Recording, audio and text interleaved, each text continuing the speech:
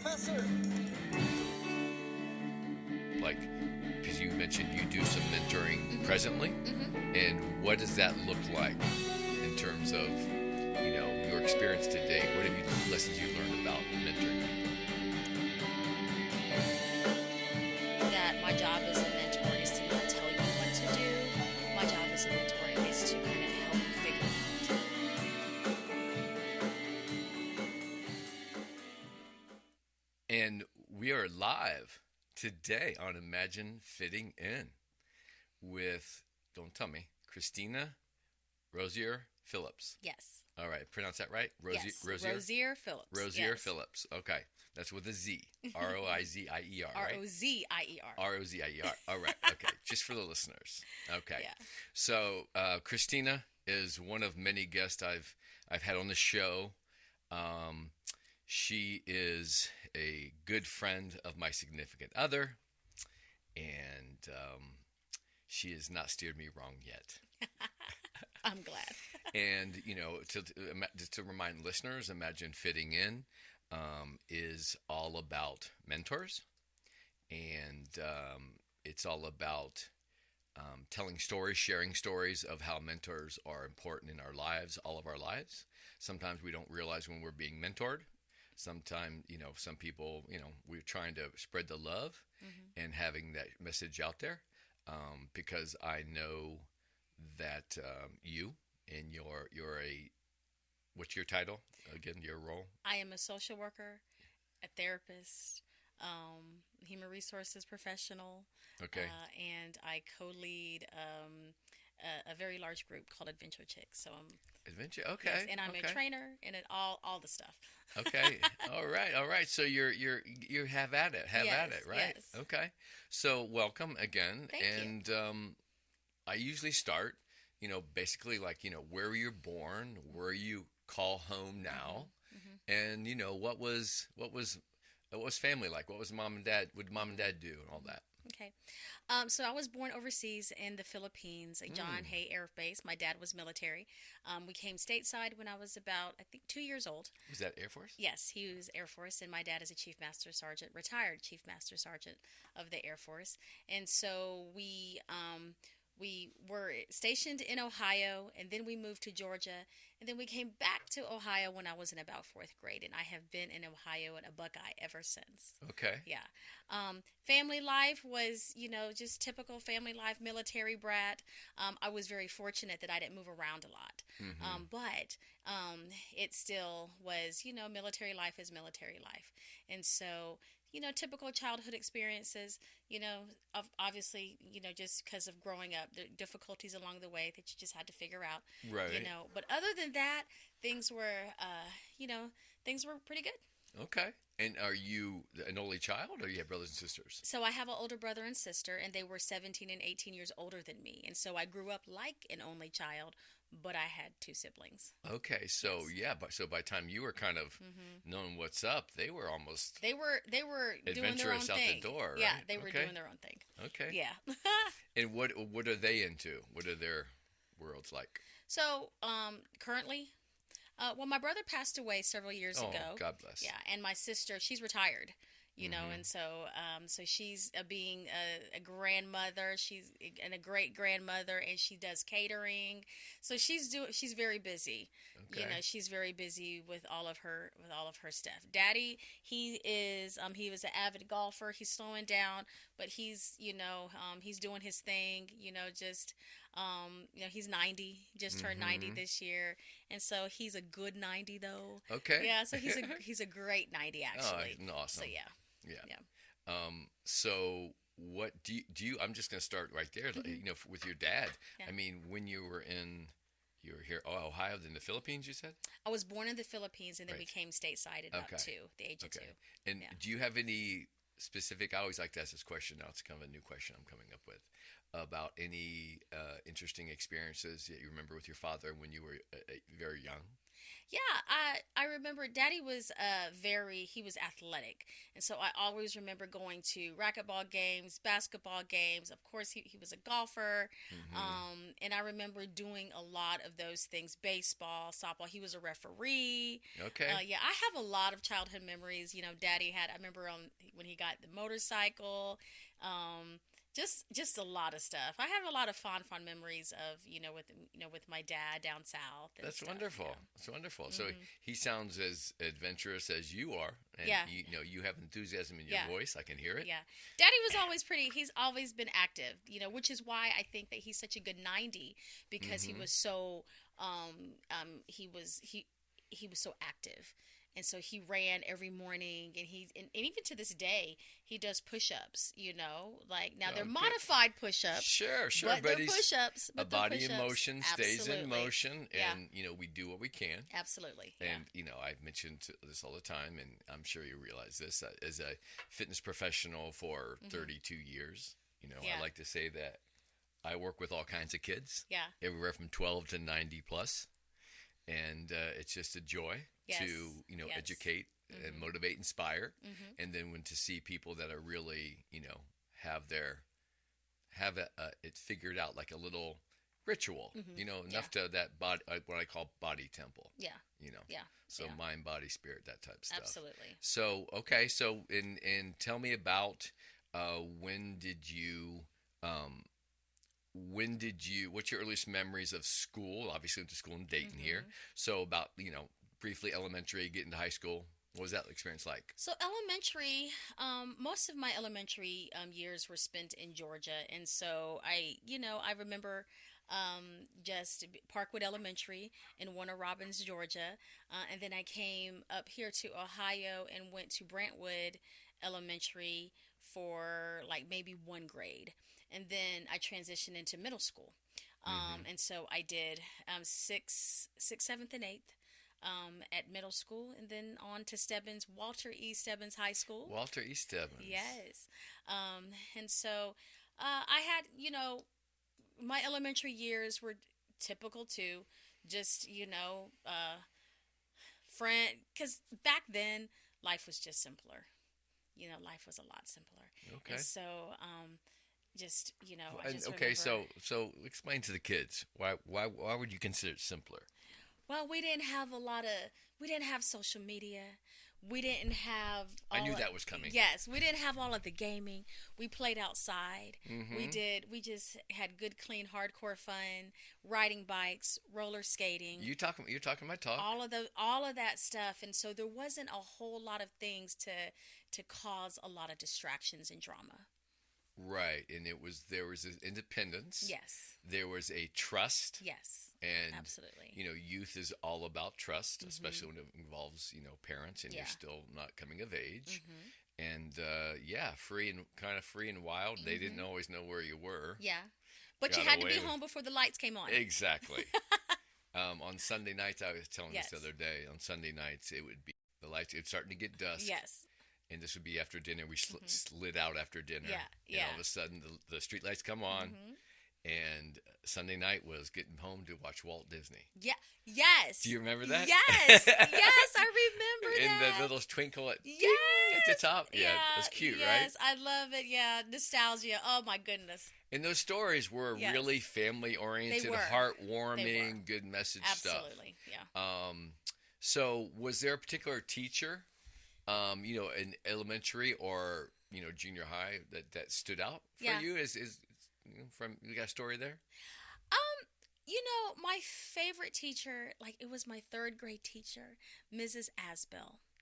I loved me some Mrs. Asbell, and I remember because she paid special attention to little Christina Rozier, and Why so do you think that is? yeah, because I don't know. I mean, looking back, I don't know.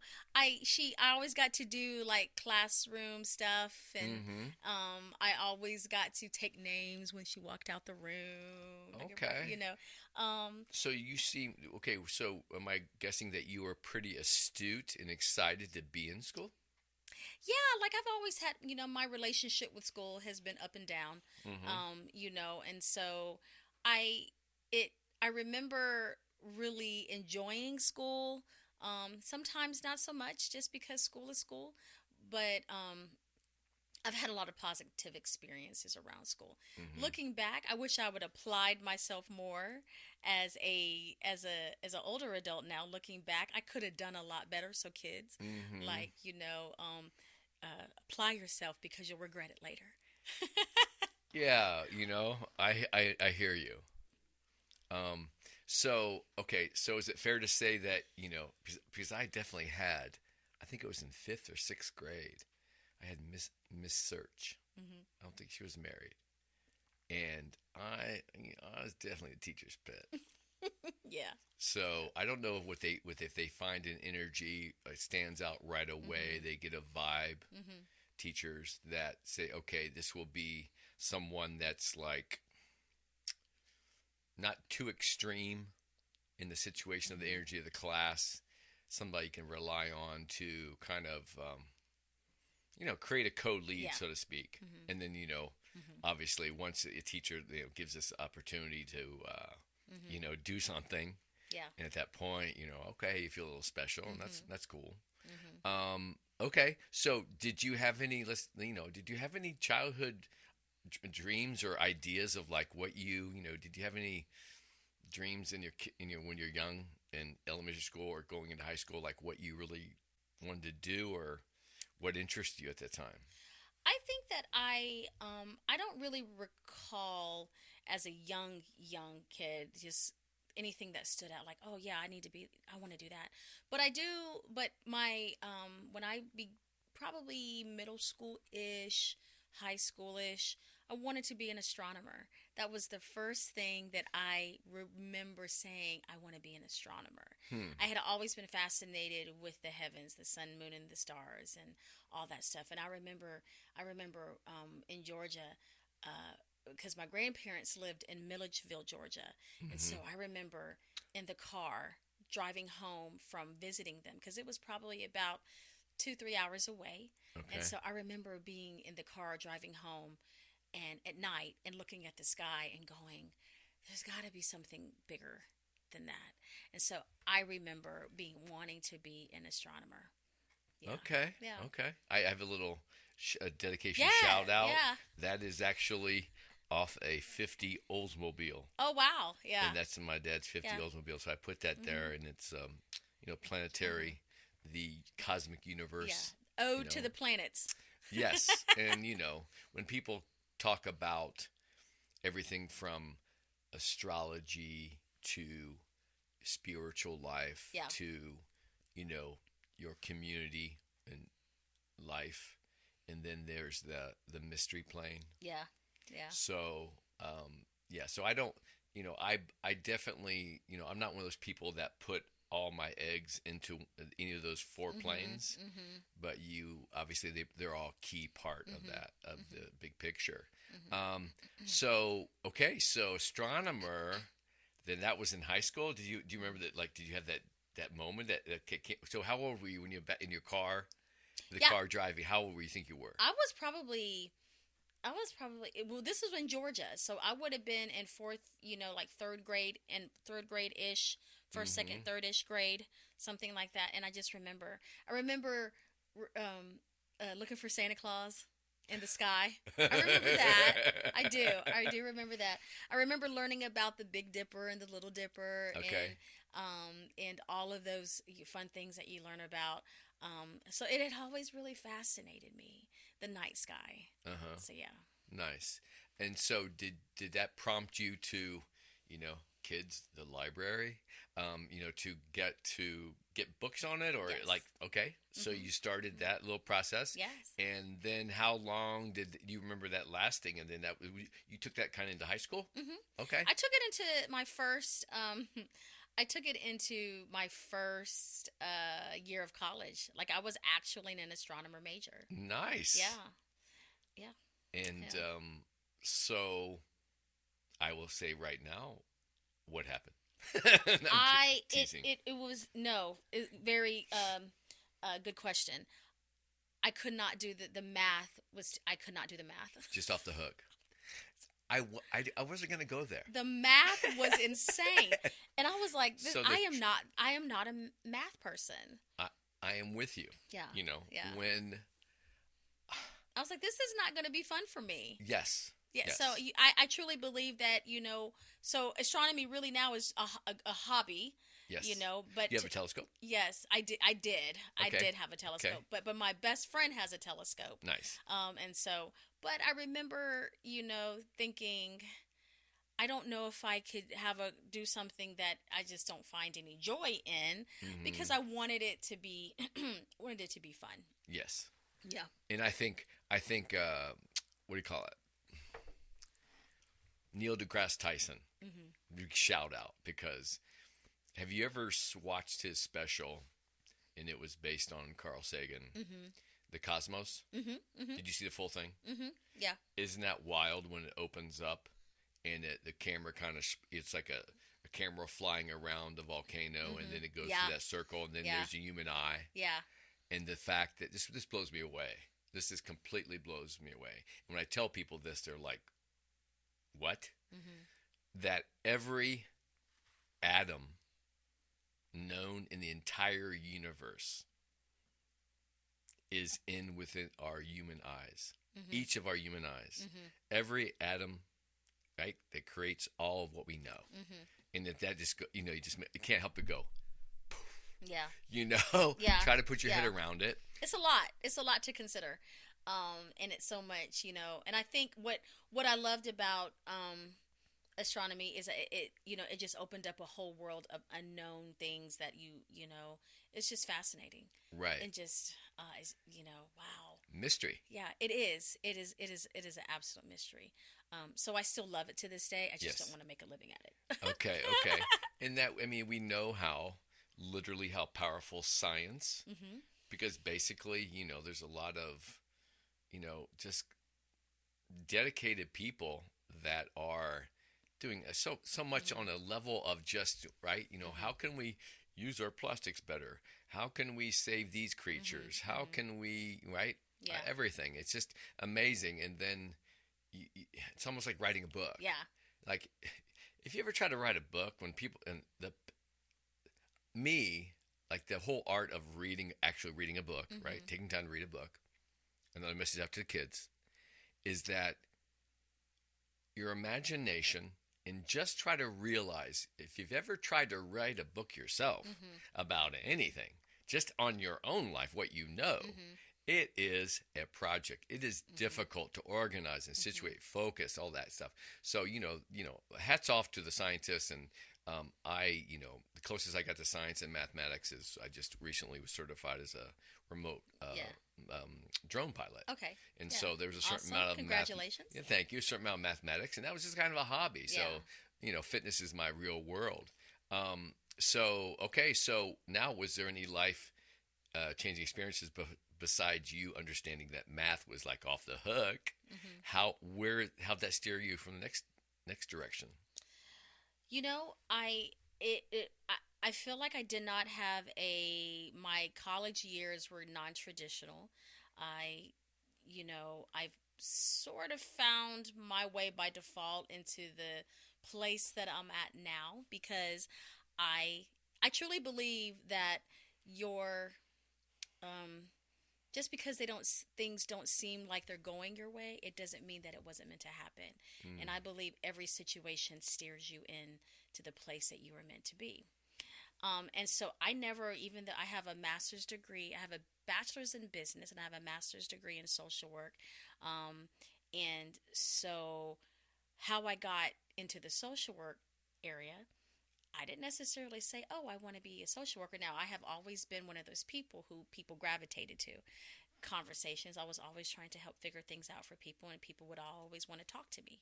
And, and I always had a listening ear. I felt like I was empathetic, sympathetic. And so I just had a natural gift to engage people. But when I was at Wright State, in the astronomy major, I was like, this isn't for me.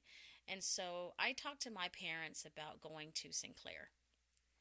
So I went to Sinclair, and I remember asking the guidance counselor, okay, what major am I? I need to graduate.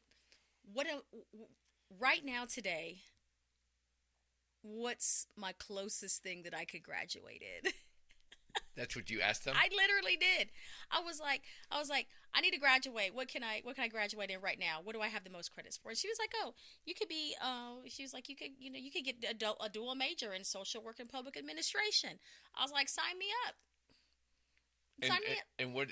So those both just sound like, oh, that's doable. Yeah, it's doable. Oh, like, that seems about right. I could work with that. Yeah, relationships, yeah, business, yeah. communication. I could work with that. Yes. Okay. So, oh, well, let me back up by saying that I tried computer, IT, computers, I guess computer science. Yes. And the thing about that one was, I didn't have the patience to sit there and try to figure out coding. That can be a lot, and because I remember being in the computer lab all day for this one problem, and it was. Maddening. Yes, it was mind bending, and the program didn't work because I left out a period somewhere. and I knew then this isn't for me either. Right. So I was starting to learn that perhaps I'm headed towards my like communications and people oriented kind of thing. Right. So anyway, people that started. Person, and yes, you need that stimuli. Yes, because I'm not interest exactly. So that's where I was like, okay, and so I graduated from Sinclair with a degree in public administration and social work. Then I went on to, and then I took a break, and then I went back to school some years later and got my bachelor's degree in business. And then life happened a little bit, and got married, had a daughter, and then I got my master's in social work. Mm-hmm. And then it has been just like one beautiful thing after another. So... okay, we just figured out there was it wasn't necessarily a significant life-changing experience of going, how can I graduate as soon as possible? Right. So you tripped into that. It ended up being obviously very appropriate for you. Mm-hmm. And so now after when you got your degree, and then what would you consider your first job or experience of that fulfillment of doing the task? Were you able to find something in those fields immediately, or how was that journey to get from the school to your first job? Yeah, I remember my first real social work job. I was a program manager for a community development corporation, and that required me to really, really work with people. It was like a home ownership kind of thing, and helping people save money and all of those things. And so that was the first time that I had really worked with people one-on-one, and really kind of helping, steer them into, just a different way of thinking about things and all of that. And so that was my first real, I would say, social work job. Okay. Yeah. And did you have, when you were in there, was there any individuals that were kind of critical or a piece of the puzzle in terms of you gelling both in that job and kind of steering you in the other direction that led? So what I will say about that job is that it was fulfilling on one end, but I had and this is part of my story, and this is also really key and critical to how I begin to develop into how I work with people, and how I treat people, and how, I mentor people and all of those things. But I had a boss who was very difficult to work with. And so I remember saying that I would never treat somebody like this or anything like that. So I learned some lessons, some atypical lessons, I would say. It was very beneficial for me in terms of experience. But I began to knit together in that job kind of like what my leadership persona was going to be, just based on how I didn't want to be treated. And so it was very fruitful from that perspective, and also for, gaining a very great experience. but I was much younger, and so you don't really have it all figured out yet. And so it's not like I was just like, oh, I'm going to take this and I'm going to do this. It was just, experience based, Hmm. and how I wanted to, and the type of person that I was going to become in my professional career. Yeah. So it sounds like it was a person that wasn't too, just enough that it wasn't a major problem, right, for your Right. experience there, Right. but you, through your keen awareness, you probably Yeah. realized it, like, okay, I'm learning, I'm Hmm. seeing what I don't want to do, and Hmm. how, why is this happening? Yeah. So that, again, Yeah. that's Yeah. obviously touched by angels, or the Yeah, gift but of. I do remember there was one individual that I had connected with at that job who really was very influential in helping me navigate. And who was that? Yeah, her name was Miss Daria. I'll never forget her, Miss Daria. You And think Miss Derry is still with us? yeah, she is. Yeah, Okay. I'm actually really good friends with her daughter. No, But awesome.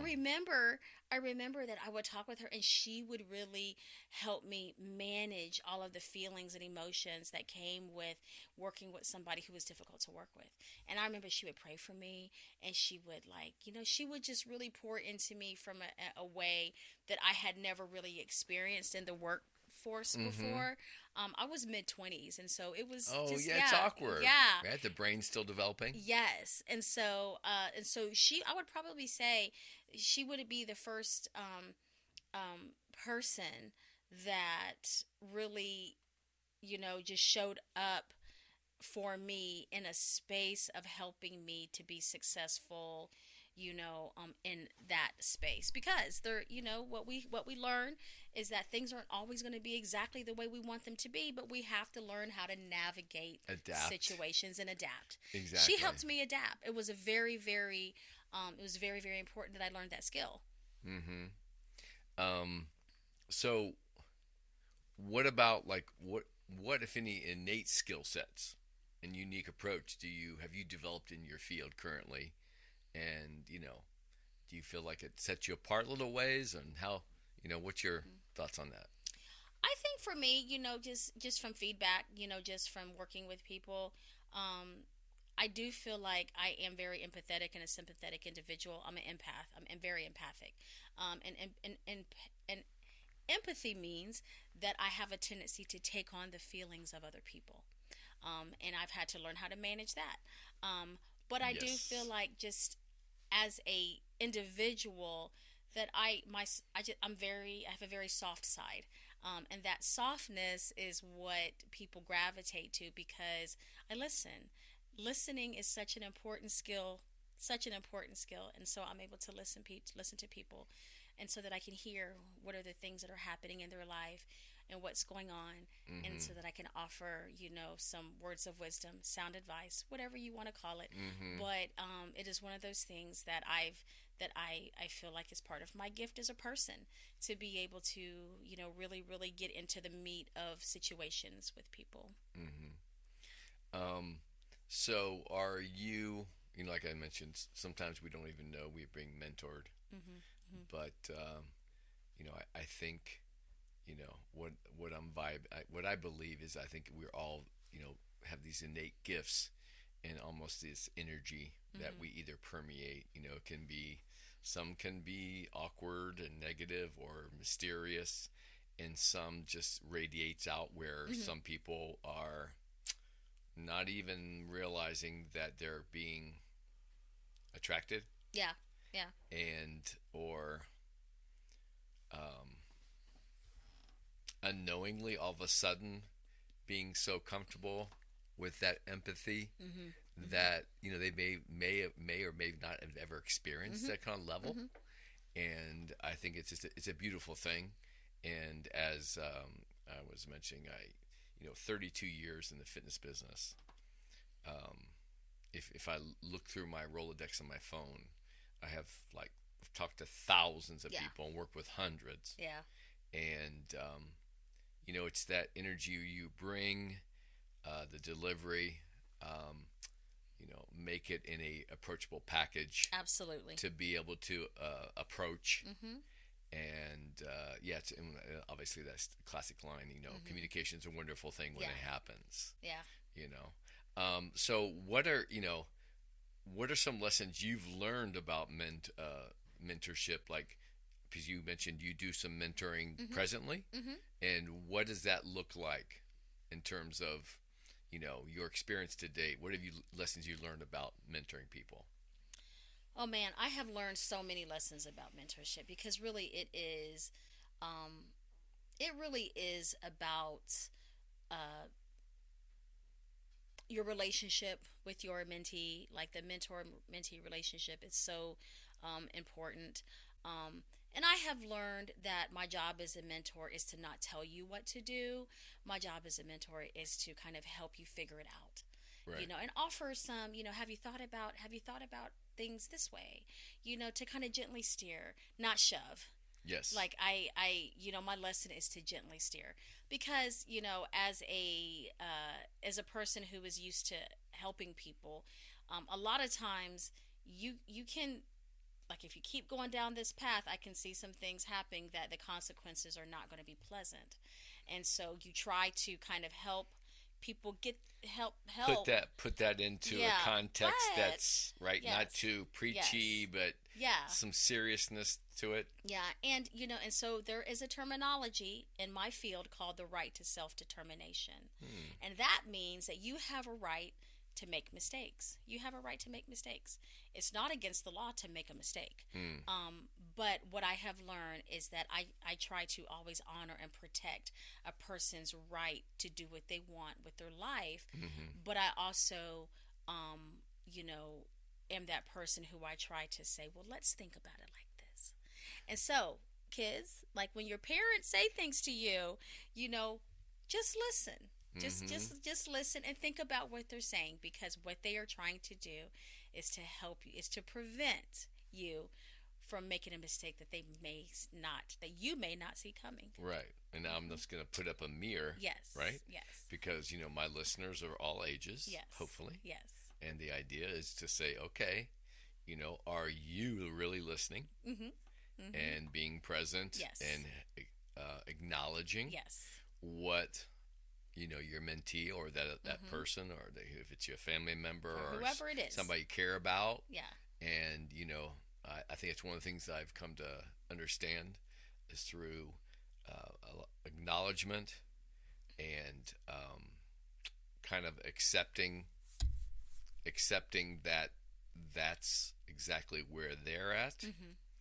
And then, like you Yeah. mentioned, being able to artfully persuade by example, because I know that I don't usually talk a lot to my clients when I first start Mhm. to them about me, Mhm. and I first focus on them, and then I have them try to get comfortable, Yeah. and I try to understand exactly what, how they define what they want, Right. and then what they are showing me there are focused enough or kind of targeted as I'm speaking to them. And then I've tried to learn to adapt Yeah. for every day. And I might have a plan, and when the person comes in, and it's just, and I've become very good at adapting Mhm. on the fly. And I Mhm. think a lot of my clients appreciate that Yeah. and that initial energy, and really, pointing out a lot more successes than, right, oh, you didn't get that move or whatever. And, we're here for a reason. Yeah. Absolutely. And that's a wonderful thing. So obviously we are, when you have to have some empathy to be a teacher, Absolutely. counselor, Yes. right, an open ear and a people person. And this just shows there's a place for everyone. Yeah. And I guess I want to round it back up to when we talked about, you know, parents. I've never had kids, but I believe, honestly, I mean, I totally believe that we are all have these innate qualities and gifts in us from a very early age. And I believe that just keeping the eyes wide open, Mhm. and I'm sure the kids, I've gone in and out of interest all my Mhm. life. I could write you a list of jobs, careers, things I've been into, a sheet, a piece of paper long, just kind of incredibly Yeah. all over the place, because I'm inquisitive. Mhm. But Yeah, did that listening and respecting the trying to support that spark Yeah. while also obviously, you stop at the stoplight, you need to do this. This is what, food over the food on the table, roof over the head, that type thing. Right. But let's remember that compassion and realize that not everybody, what somebody say? Somebody told me just recently, was it my first guest, I think? Ariane? I have to give you a shout out, Ariane, if you're listening. Um, she said, they're not our children. They are human beings going through us. Something along that lines. Mm-hmm. And they're individuals Mm-hmm. that, you've got them and they're a part of you, and then they are that being. Mm-hmm. Mm-hmm. So, when you say mentoring, it sounds like you've had a lot of experience with people. Mm-hmm. What kind of environments do you work in that you are, how do you find a mentor? I am really a person who believes in allowing things to really be organic. And typically, the people that I have worked with have asked me, have sought me out, and have said, "Hey, do you know? I would really like it if you could be my mentor." Or or the relationship kind of just evolved into a mentorship relationship, Mm-hmm. and we didn't necessarily call it, or wasn't formalized like, "Hey, can you be my mentor?" It was like, we're in a mentor-mentee relationship. And so, to your question, I believe in things being organic. I believe that people will find me Who's supposed to find you who's or whatever. supposed to find me. Yeah, and that's typically how it's worked out. And you find that your current job role, do you do a lot of ongoing with numbers of people, Mm-hmm. and or also Absolutely. in you sound like you're a very busy person, Mm-hmm. and compassionate, and it Mm-hmm. sounds like you do it both in your personal and your Mm-hmm. professional I do. world. I do. I work for a large hospital system in human resources, and so I am constantly working with people in how to, you know, navigate certain situations. Mm-hmm. Some of them are very difficult, and so I operate in that space. And then in the therapeutic world with my clients, there's that piece too, and so it is, so I'm constant. I am. It is just it's just a flow that I'm in. It is like, and so I'm always in the position of where I am, teaching and advising and listening and all of those things. And it So looks like you love it. I do. Yeah. I love it. It fills my cup so much. It Yes. really does. Yes. It And really does. it's like it's beyond value that you can. Yeah. It just, it really does fill my cup. So Nice. Nice.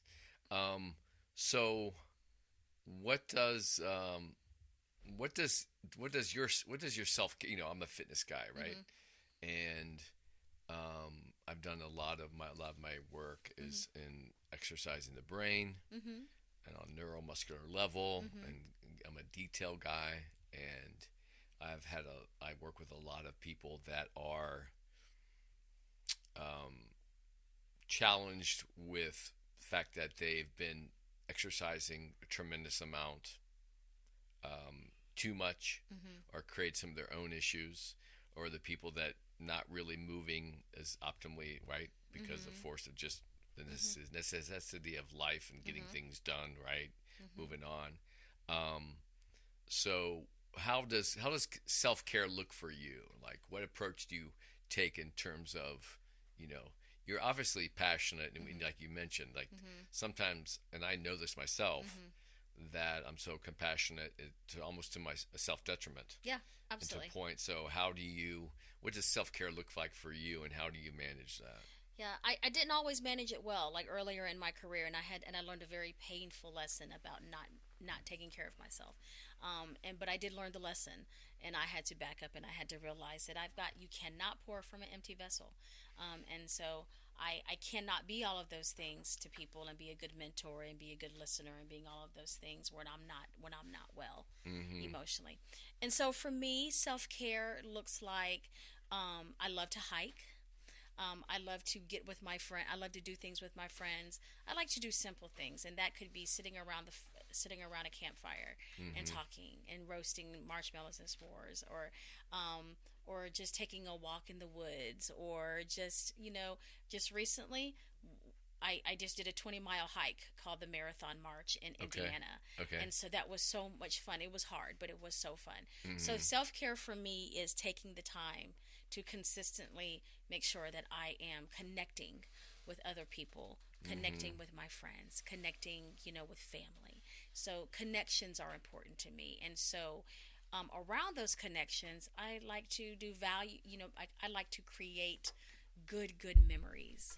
Okay. I like to laugh hysterically. Yeah. Like that is a version of self care. I like to do things like to that gets me in the space of just laughing, and having a good time. So for me, that's what self care is. I like to watch YouTube videos of, just various things that interest me, other people's experiences. Mm-hmm. I find value in those. Okay. And so I like to make things. I like to, um, uh, do DIY projects, and obviously, and then of course, leading my group Adventure Chicks. That fills my cup.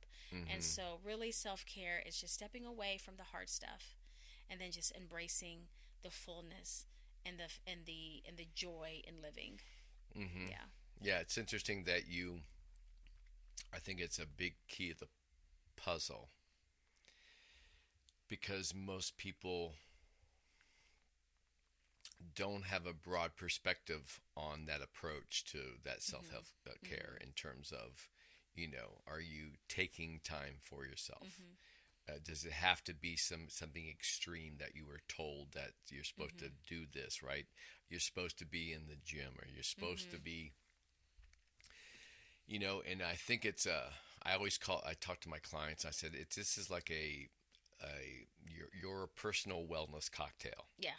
Mhm. So I'm here to just try to decipher little portions. When do you put in the vodka, Yeah. vermouth, the ice, whatever, stirred, shaken, all that kind of stuff. And you're pointing out to me, and it's a big part of that is like, having a mix, Mhm. not necessarily just all. People think body sweating and Mhm. heart rate, and that's important in terms of the wellness in terms of your body operating Mhm. physiology physically, Mhm. and but that mental health side, that Yes. clarity, that Mhm. break. And it sounds like you know you have a broad mixture of exploring new experiences and forever interested Mhm. people, and Mhm. we're very similar with that. Mhm. So tell me a little about the what do you call them, the Adventure Chicks? Mhm. Yeah. Okay, when was this is something you created? Well, I co-created in a sense. So one of my best friends, Christy Matheson, Okay, shout out to is Christy. yes, shout out to Christy. Love you, girl. One of my best friends, she came to me one day and she said, so she had an experience, in the woods with a friend of hers that had an illness, Mm, and they were in a situation where these group of women, they were scaling up, going down a cliff, and so her friend who has passed on. She had a cancer, and so she did it. She did it. Now, and Christy was like, if this woman who has got cancer can do it, then other people can do it. But what she saw was that there was the women that just surrounded her and then just yes. helped her be successful. And so she came to me and she said, "Hey, girl," she was like, "I got this idea for this group, and I want to call it Adventure Chicks. Will you help me lead it? Will you help me?" And so we talked about what we wanted the group to look like. That was here Hmm. in Yeah, Dayton in Dayton about 5 years ago. 5 years ago. Hmm. Okay. And so we talked about what we wanted this group to look like, the personality of it, because it was a blend of both of us. Like, we wanted to make sure that, it was for women, that women were, included, that we didn't want, there was going to be no tolerance for bullying behaviors, no meanness, none of that stuff, but just a community where women can get together who didn't know each other to come together to do stuff, right? And so we said, oh, she's like, well, we were like, we'd probably be like a couple of hundred women or something like that. Mm-hmm. Well, now there's close to 4,000 women in this group. And so we're doing, so we do a lot of things. We do hiking, kayaking. You know, they're doing that. They've done that I-Fly thing. We put on retreats. We do wellness retreats. Christy she does yoga, and so yeah. So it's just pretty much whatever your heart's desire is in the terms of adventuring. We do it. Mm-hmm. Also, part of Adventure Chicks is our sister group called Adventure Chicks Health and Wellness, and so that is all things health and wellness, and just to be able to support each other in terms of their wellness needs, physical, emotional, spiritual. Um, How does you know, that? How do people? How would somebody? Will obviously you'll give me that. I'll get that mhm, information in the show notes on how to people to contact your organization mhm, because it sounds like it's a very yeah, awesome avenue mhm, to be explored yeah, for a lot of reasons. It yes, sounds like. yeah. And then so the adventure. How many do you guys do? Is it something planned that you have that's kind of organized where you have so many like outdoor, is it Mhm, within Ohio or mhm. outside of Ohio things going on? And then how does that compare with you say the health and fitness Mhm. activities? So we have Adventure Chicks is designed to where people, like, if you're part of the group, you can just post something on Facebook that says, "Hey, anybody up for a hike today?" So Hmm. that's just the simplest In the thing group, way. yeah. But then, like, we do coordinate retreats, and that is more orchestrated. Where people will put on something, and people will pay, and it's typically it'll be an overnight situation is involved, but they get a very rich adventure and a wellness experience. We're talking about stuff. We always do like a motivational, speech at the end or something like that. Mm-hmm. And so it really is just all things like whatever, um, you know, you name it, we're probably are doing it or going to do it or something like that. But it is very just, it's very easy. It ebbs and flows. We have some ladies that enjoy, like winter hiking and different and like to do wilderness retreats and different things like that. So it's really just about finding your tribe. Mm-hmm. I am like, just find your tribe.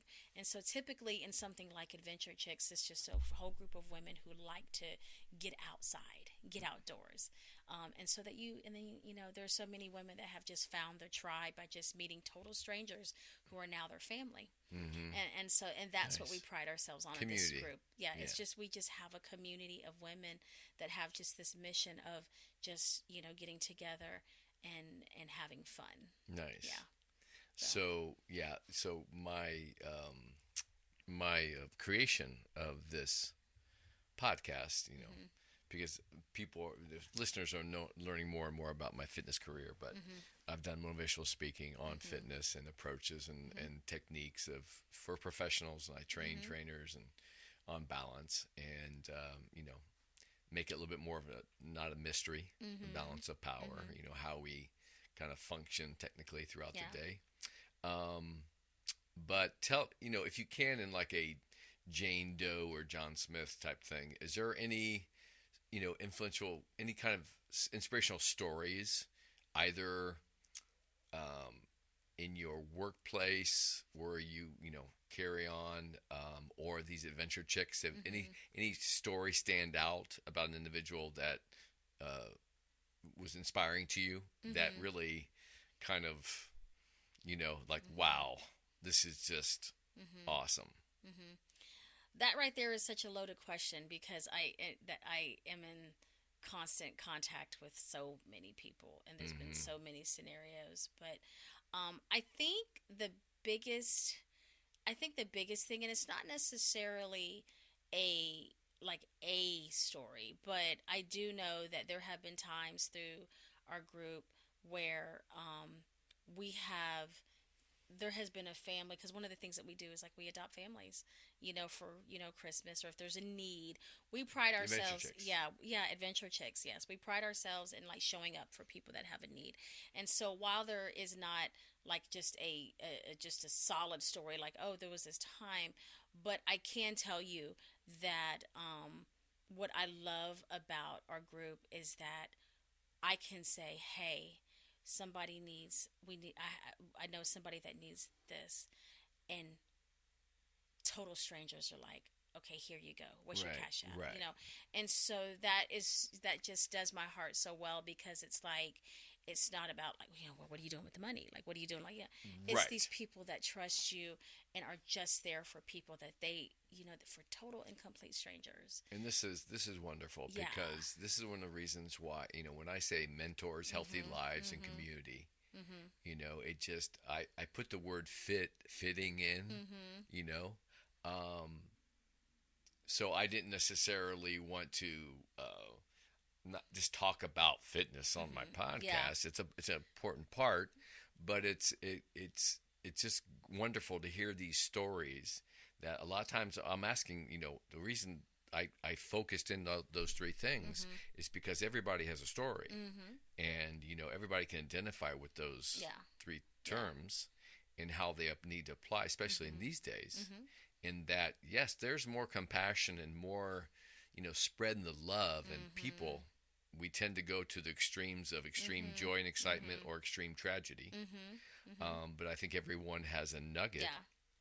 There's a nugget to be shared. Yeah. So I'm looking for guests, again, listeners, looking for guests for every profession, every walk of life, Yeah. every age. Yeah. So would you, in your professional world, in terms of your social work, you know, um, we know that Ohio and many states, addiction, Mhm. the distraction, Yeah. and we know that it's a more of a mental health issue Mhm. than the addiction. Addiction Mhm. is a byproduct, right? Mhm.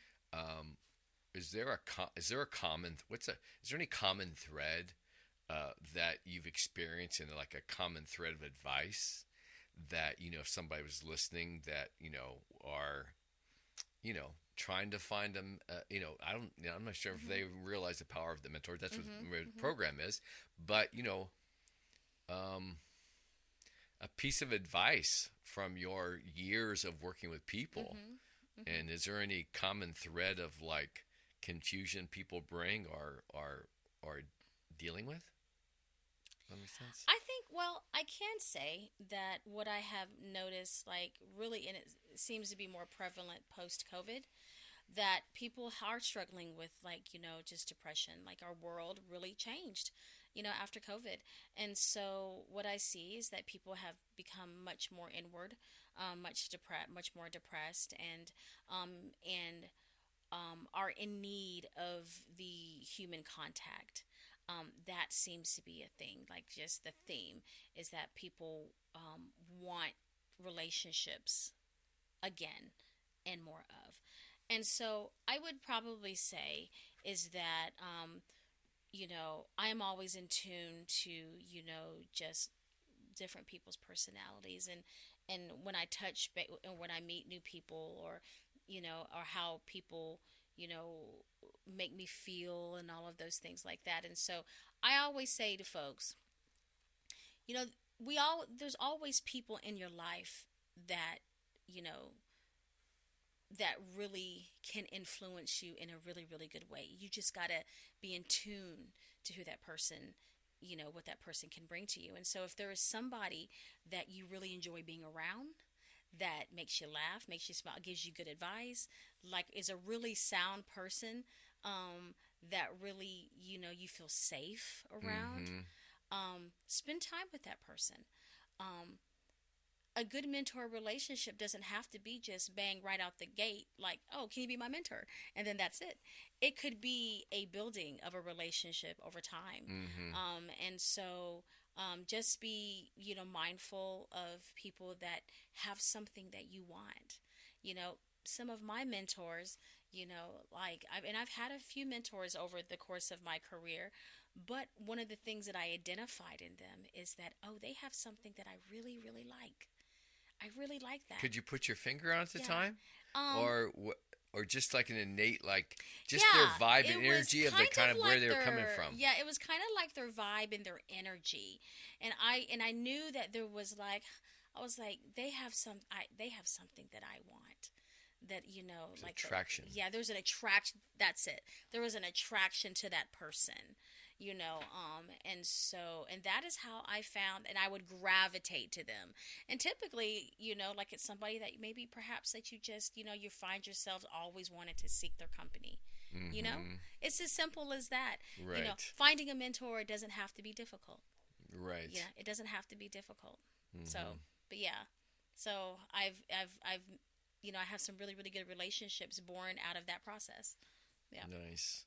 Yeah, and when you mentioned the COVID thing, it's really kind of a phenomenon where, all of a sudden, okay, everybody's in their house and you can't come out and there's restrictions and that was weird. That was hard for me. Right. And it was hard for a lot of people, that and was a lot so of hard people for me. rebelled against it.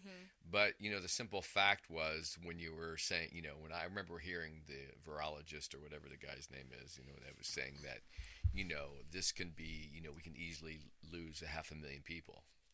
And just before that take place, and we did lose, right? Of course, the comorbidities were always a huge factor, but what you didn't know, right? And so it kind of just show you like it wasn't kind of it was almost a major catastrophe. But it gives us an example of like, wow, when stuff goes sideways and how, we really are very blessed. And it really overall. it really does show you the power of humanity. Connections. Yeah. Exactly. What we need each other. Yes. And so I mean during that time, like I was hiking like crazy just because I didn't want to be alone. Like I mean even though my husband was home and my daughter was home, but it just felt like such solitude. And there is a difference between being lonely and being alone. Right.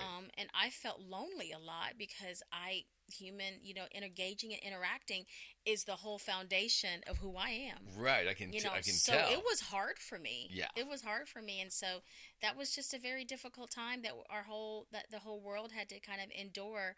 But it did make me appreciate people differently.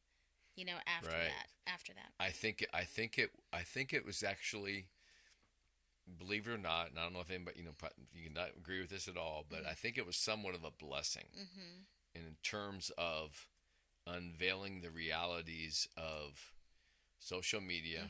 Remember when everybody said, "Oh yeah, when the internet come out, it's going to make life so much easier. You won't have your job will be twice as easy." No, they're going to make you work 4 times as hard with less people.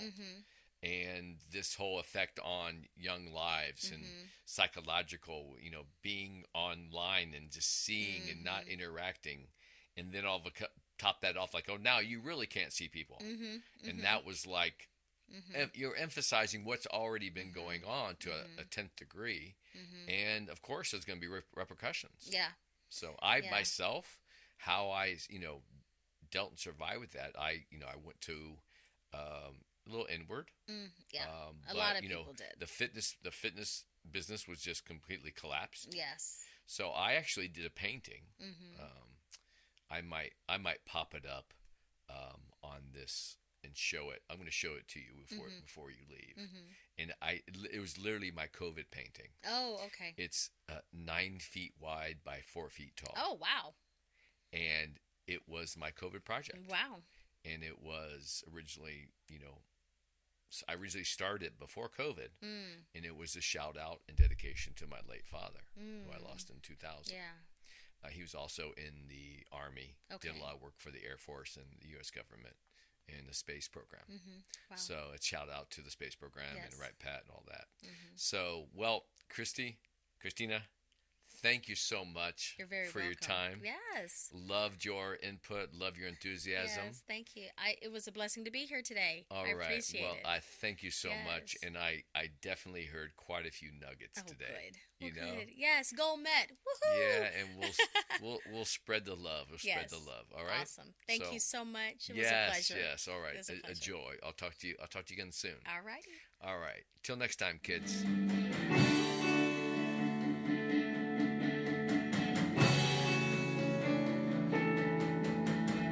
Professor